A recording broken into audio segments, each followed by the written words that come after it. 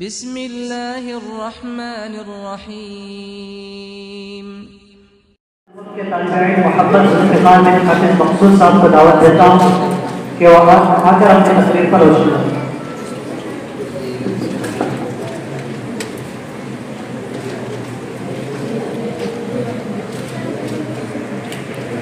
السلام علیکم ورحمۃ اللہ وبرکاتہ۔ الحمد للہ رب العالمین، والصلاة والسلام على سید الانبیاء والمرسلین وعلى آلہ واصحابہ اجمعین، اما بعد فاعوذ باللہ من الشیطان الرجیم، بسم اللہ الرحمن الرحیم۔ قل إن كنتم تحبون الله فاتبعوني يحببكم الله ويغفر لكم ذنوبكم والله غفور رحيم۔ صدق الله العظيم۔ وقال النبي صلى الله عليه وسلم: من أطاعني فقد أحبني ومن أحبني كان معي في الجنة، أو كما قال عليه الصلاة والسلام۔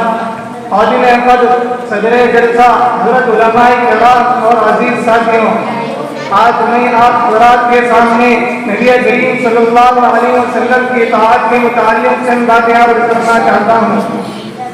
بزرگوں، دوستوں، اللہ تعالیٰ نے امام الانبیاء محبوب کبریا حضرت محمد صلی اللہ علیہ وسلم کو قیامت تک کے آنے والے انسانوں کے لیے ایک نمونہ بنا کر بھیجا اور حکم فرمایا جو بندہ بھی زندگی گزارے وہ میرے نبی صلی اللہ علیہ وسلم کے طریقے کے مطابق گزارے۔ کھانے پینے میں، اٹھنے بیٹھنے میں، رہن سہن میں، صورت سیرت میں، خوشی غمی میں، کمانے میں اور خرچ کرنے میں۔ اتنا ہی نہیں بلکہ یہاں تک فرمایا اے میرے بندوں، تمہارا کوئی بھی عمل میں اس وقت تک قبول نہیں کروں گا جب تک کہ وہ میرے نبی صلی اللہ علیہ وسلم کے طریقے پر نہ ہو۔ بزرگوں، دوستوں، ایک روایت میں آیا ہے کہ ایک صحابی حبشہ کے رہنے والے تھے، رنگ کے کالے اور شکل کے خوبصورت تھے، اور ان کے سر کے بال بڑے بھی تھے اور گھنگریالے بھی، اور ان کے سر کے بالوں کے درمیان ناک نہیں نکل سکتی تھی۔ میرے اور آپ کے آقا محمد صلی اللہ علیہ وسلم نے سر کے درمیان سے ماں نکالی تھی۔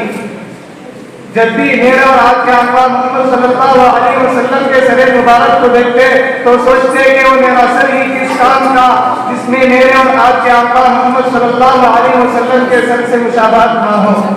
ہر وقت یہی تمنا رہتی تھی اور اللہ سے دعا مانگتے تھے، اے اللہ کبھی ایسا بھی ہو کہ میں تنگی کروں تو میرے سر کے درمیان سے مال نکل آئے۔ اسی غم میں تڑپتے تھے۔ چنانچہ ایک مرتبہ آقا کی محبت ایسی غالب آئی کہ ایک دن غسل کر کے نکلے اور آئینے میں چہرہ دیکھا، سر کے اوپر سیدھی مان نہ نکل سکی۔ دل میں خیال آیا کہ وہ میرا سر ہی کس کام کا جس میں میرے اور آپ کے آقا محمد صلی اللہ علیہ وسلم کی سنت نہ ہو اور نبی کریم صلی اللہ علیہ وسلم کی اتباع نہ ہو۔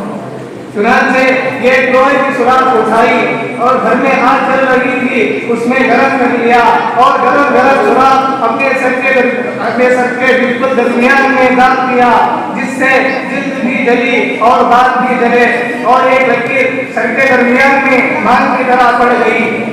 لوگوں نے کہا آپ کو اتنی تکلیف اٹھانے کی کیا ضرورت تھی؟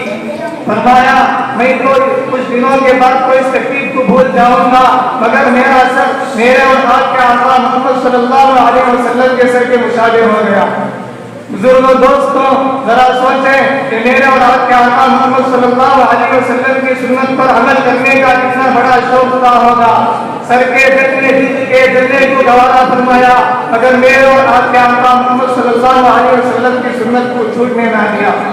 اس لیے کہ میرے اور آپ کے آقا محمد صلی اللہ علیہ وسلم کی سنت میں ہدایت ہے، نبی کریم صلی اللہ علیہ وسلم کی سنت میں مغفرت ہے، نبی کریم صلی اللہ علیہ وسلم کی سنت میں جنت ہے، نبی کریم صلی اللہ علیہ وسلم کی سنت میں اللہ کی محبت ہے۔ بس اللہ تعالیٰ سے دعا کریں کہ اللہ تعالیٰ ہم تمام کو نبی کریم صلی اللہ علیہ وسلم کی سنت پر عمل کرتے ہوئے ساری امت کو اس کی دعوت دینے کی توفیق عطا فرمائے۔ وآخر دعوانا الحمد للہ رب العالمین۔